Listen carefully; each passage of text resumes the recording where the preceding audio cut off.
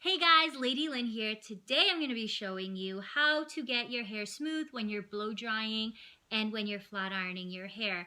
This is more so a video on finessing your technique. I'm explaining to you what it is you can do to try to combat a bit of the problems you're having. So if you want to see how that's done, stay tuned and I will show you.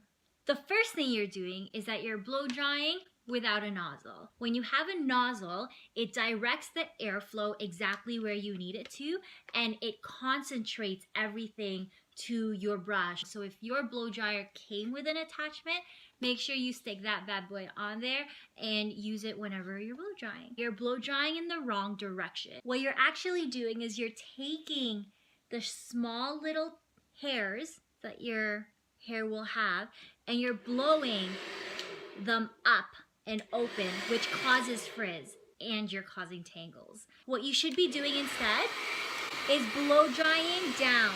If you want to tackle some volume on top of your head, instead of blow drying right into the root, you want to blow dry at it and move your air away.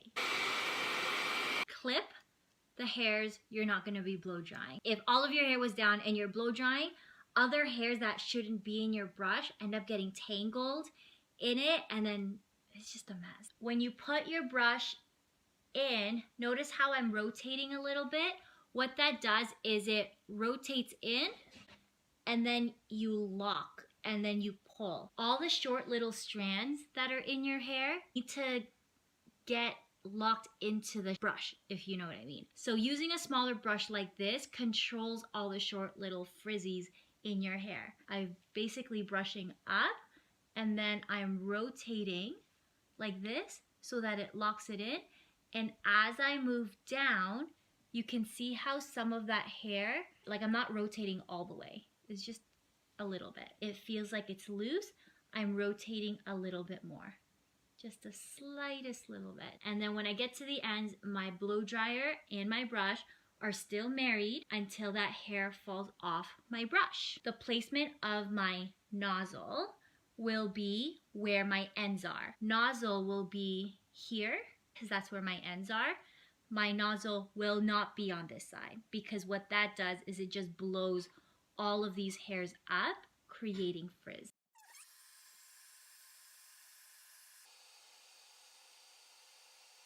Did you notice that as I was doing that, all the short little strands were on the underneath part rather than on top?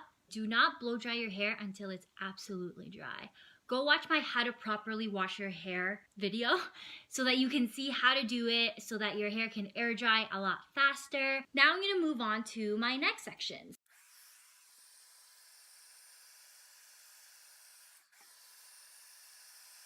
Instead of blow drying with your arms out and about all the time, it's very exhausting on the shoulders. It's so much easier.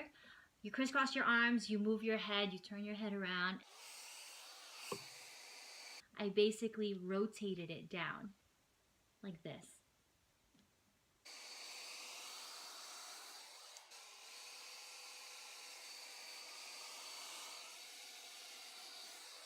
Drying that piece forward like I just did gives this really sexy straighter look. If you blow dry it forward like that, it's so much more flattering, I promise. Felt like I really needed to show you guys that your blow drying technique could be causing frizz. It's not just about flat ironing. Again, I'm gonna start by sectioning my hair. Instead of just flat ironing straight out like this, even if you go slow, if it's just straight down, your little frizzy baby hairs, your shorter strands, are gonna go and they're gonna fray out. What you wanna do instead is bevel your flat iron in, and as you go down, all of the little strands that it passes will start to bevel inwards, creating the illusion from the outside that you have no frizz.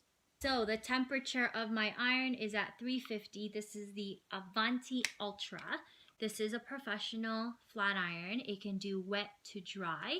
I don't like doing that. I like to only style my hair when it's dry because I feel like styling it when it's wet, I just don't like it. So I'm going to start with a small section. If you can see through your section, it's good.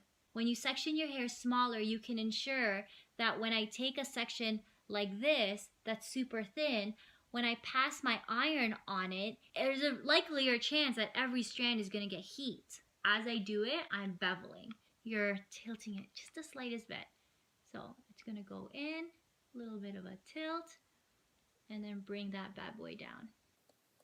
It's still straight, but it just brings all of the baby hairs on the inside. So this one, I'm going to show you a technique where if you have curly hair, you're going to want to put a comb in your hair before the flat iron so that it stretches or straightens the hair before you press it.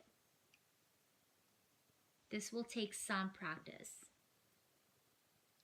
But never ever do this where you take a whole piece and you just start like going to town. Don't do that shit. What you're doing is you're taking your iron, say this is the top plate and this is the bottom plate. You stick your iron on it and it's heating up the top and the bottom, and it never gets at these pieces. When you continuously go over the same section again and again, trying to get it to smooth out, but it's still frizzy, what you're doing is you're burning the whole area outside, but you're never getting on like the inside sections. Does that make sense?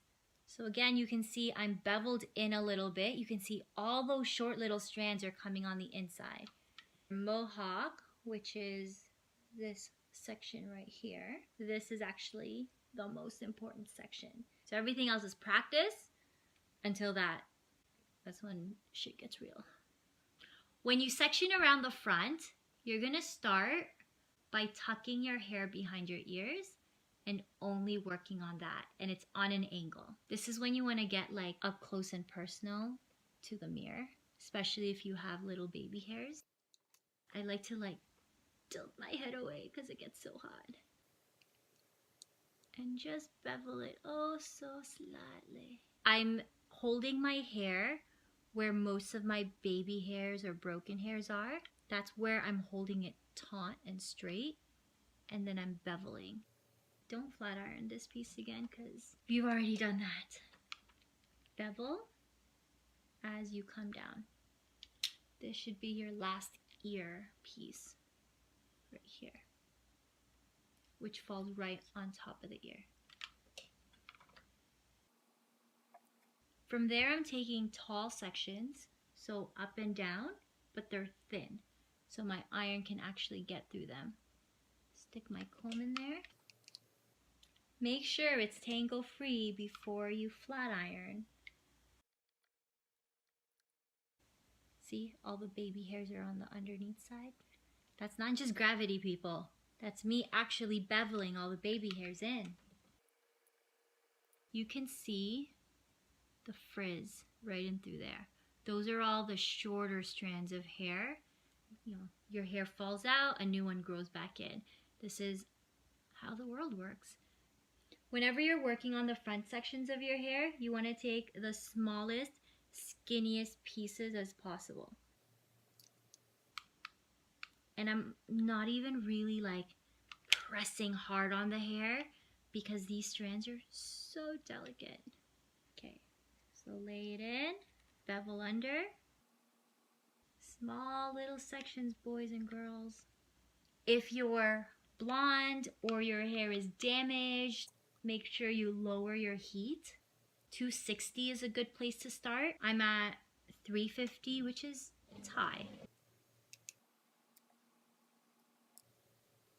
See, it's beveled in ever so slightly. The other thing you may have noticed is that I don't go too close to my scalp. The reason for that is I like the volume my hair has closer to the scalp, like the frizz, and if I flat iron too close to it, I lose it and then my hair is just super flat. Okay guys, so there you go. Those are my tips on how to get rid of frizz when you're blow drying and when you're flat ironing your hair.